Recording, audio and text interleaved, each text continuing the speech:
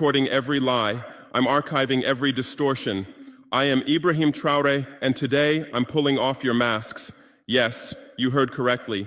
I, whom you call a young military junta leader, whom you brand as a dangerous radical, whom you serve up as an anti-Western dictator, am now telling you the truth. And this time you cannot turn off your microphones. This time you cannot turn away your cameras. This time your editors cannot cut this speech, because the world you monopolize no longer exists, because millions will hear these words now, without passing through your filters, without being subjected to your distortions, without being muddied by your lies. I am 34 years old. Every day of my life, I grew up with your lies. As a child, I would watch Africa on television. Always the same images: children with flies, dry lands, weapons, death. This is Africa, they told us. This is what Africa is.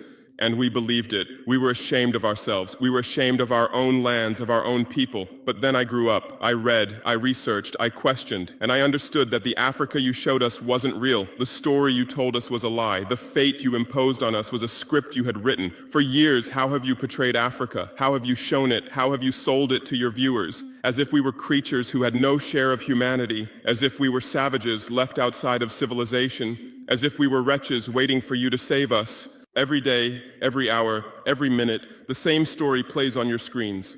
Hunger, war, disease, corruption, terror, chaos. These are the words that come to mind when Africa is mentioned.